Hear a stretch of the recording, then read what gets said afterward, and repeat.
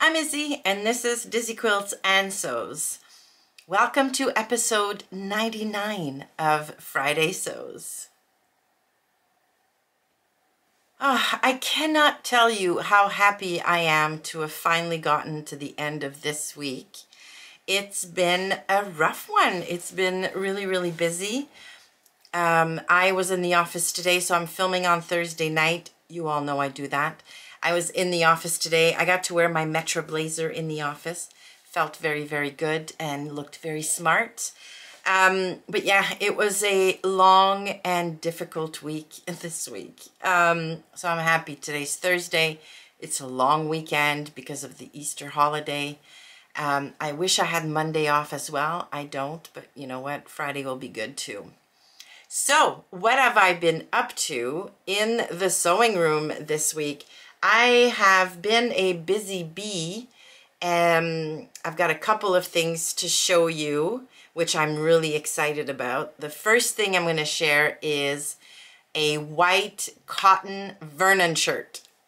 So I think I spoke about this, I can't remember when, in a recent video. I talked to you all about how Christine from Christine Sews a Lot and I had traded, and I made her a mug rug, and in return she sent me 2.5 meters of this beautiful cotton we got in a Beyond the Pink door box last summer. So I finally turned it into a Vernon shirt. I made view B this time. So I have two Vernon shirts now. Both of them are view A with the regular collar and a regular cuff and sleeve and the whole thing.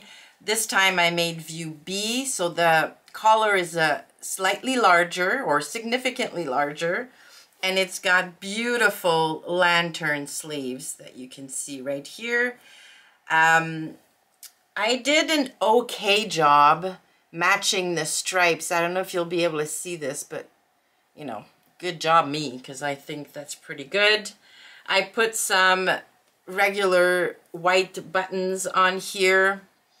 You can still see my chalk lines at the dart. I haven't even washed this yet. I am so excited about this shirt. It fits me perfectly.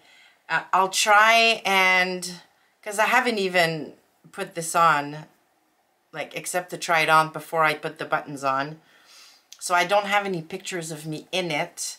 If I feel up to it after recording this video, I might try it on and then put a picture in. If not, you'll get a picture of it next week, I promise. So there you go, my new Vernon shirt.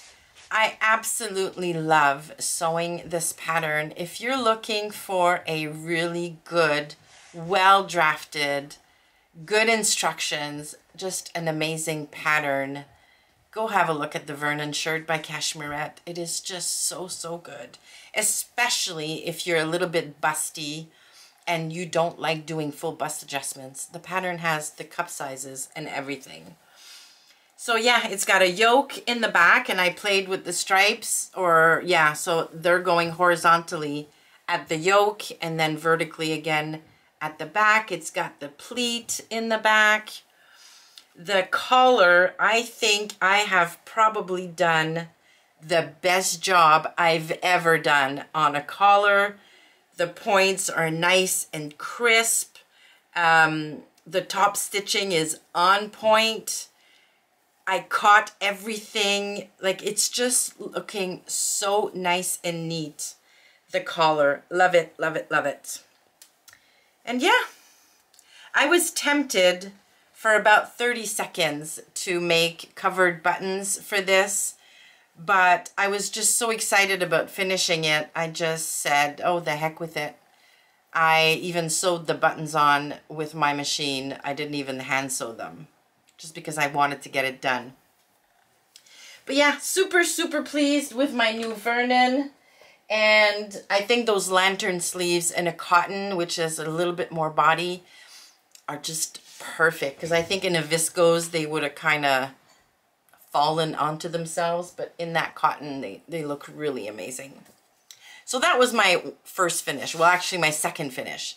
My first finish was my Wyman Sloper muslin version 1. So as you all know now, I'm enrolled in Sloper School with Cashmerette because as a member of their club, I had free access to the classes. So I sewed my first muslin after taking all my measurements, sewed my first muslin over the weekend last week and put my muslin on, took a bunch of pictures. I'm going to try to put some somewhere just so you see. And right off the bat, the fit is not bad. But what I ended up doing is I did not follow the Cashmerette calculator, which typically puts me in a size 16 GH, graded to a 20 waist and graded back down to an 18. I've done a 16 GH only once and I regretted it because everything was way too tight everywhere here and I did not like it at all. So I right away went into a size 18 GH at the bust, graded to a 20 at the waist, and then back down to an 18 at the hips, and the fit is not bad. And hopefully you'll be able to see the bust balance line is a little bit too high. So I have to lower the bust by 3/4 of an inch. The waist is a little bit too low. So I have to raise that up by 1/2 an inch. And then Bear, do not play with the new shirt. Thank you. And then the hips have to be lowered by 1 inch. So I made the adjustments on my pattern pieces already, and my plan for this weekend is to sew up muslin number 2. And then in the class, we're going to start looking at width adjustments. So basically this week, the focus was on vertical adjustments. So we made up our muslin, put it on, took pictures, and then evaluated, are the bust, waist, and hip balance lines hitting us in the right spot? And if not, how much are they off by? And then adjusting our pattern and making a new muslin. And now we're going to start talking about width adjustments. Are the shoulders too narrow, too wide? Do I need a wide back adjustment? Which I think I might need because it's very tight up here, including this, like I can't do this in my muslin. At the hip, it fits me really, really well. At the waist, it's perfect. It's really just around, yeah, my upper back that it's very, very tight, and in the arm size. So when I lengthen my bodice to lower my bust, I basically added 3/4 of an inch up here and across the armscye, effectively making the armscye a little bit bigger. And I think that's going to help with range of movement, I think. Anywho, super happy with my first muslin. I have now already traced or cut my second muslin, and this weekend we're going to sew it up. And then I'm going to watch the classes on Monday and find out all about shoulder adjustments. So I'm still excited about the class, and I'm so happy that I've managed to keep up. I think it's going to be really, really good. I'm learning a ton about my body's proportions and where adjustments might need to be made and how to measure my pattern against my body and all of that good stuff. I'm learning a ton. I'm loving this class. So that's basically what's been happening in my sewing room this week. All right, purchases or spending checking in. I was very, very, very good again this week. I did spend money over the weekend last week. I bought elastics, like elastic for waistbands and things, like 1.5 inch elastic in white and black because my supply was running very, very low. So I ordered that and I got my nails done. That's it. That's all the money I spent on the weekend. And I did not spend a penny this week except for getting myself some food at lunch today while I was in the office because I didn't bring a lunch. So that's it. Otherwise, yeah, the spending is going really, really well. What else has been going on? Yeah, life-wise, I have to say that winter is lingering, although today was a beautiful day. Yesterday was a gorgeous day, and it now looks like the temperatures are going up, which is amazing. But yeah, for a while there, winter just would not leave. I took an afternoon off on the 8th, so not Monday coming, Monday after, to go see the the solar eclipse that is going to sweep across the Montreal sky on the afternoon of the 8th. I figured this might never happen again during my lifetime, so it's worth taking a half day off and getting hubby and I some glasses and go watch the eclipse. Also happens to be hubby's birthday on the 8th, so after our afternoon of eclipse watching, you know, we might go out for a nice meal and spend the afternoon together. So yeah, and then of course it's tax season.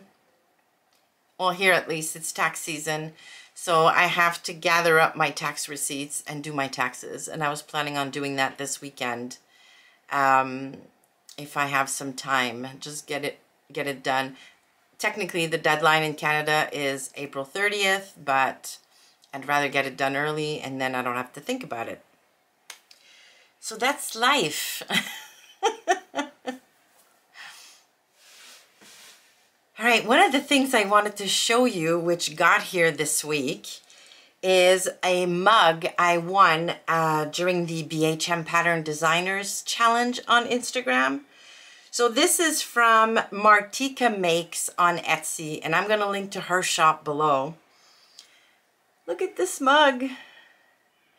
So it says half coffee, half sewist. I love this, and it's huge. Like, it's a very nice size for my morning coffee. I love it. So this got here this week, and I was like, ooh, nice. I also received some of the fabrics I ordered 2 weekends ago from Minerva and from the Fabric Snob. Yep. And I'm going to show you some of that when I record my plans video for the month of April, which is scheduled to come out on Tuesday next week. So lots of things happening this week, which is exciting.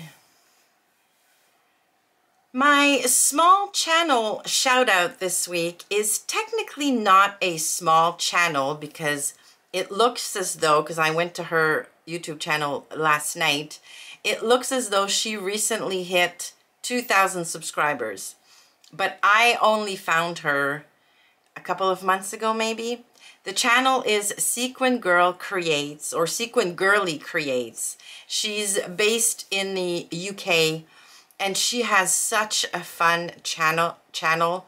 She is very colorful. She has a great personality, and she just released a video this week on color theory and talking about color and how to match them and the color wheel, and it was a super interesting video. She socializes a lot, so a lot of her videos she's hanging out with fellow sewists and going to socials. She hosts her own social, so it's a virtual social, which is kind of cool. So yeah, go have a look at her channel. I really, really enjoy her videos. And of course, I'm gonna link it in the description box below. All right, well, that's it for me this week. I hope you've had an amazing week. I hope you have a great, great weekend or Easter weekend. Thank you so much for stopping by. Please give the video a like on your way out if you liked it, and consider subscribing to the channel. Thanks again, and I will see you soon.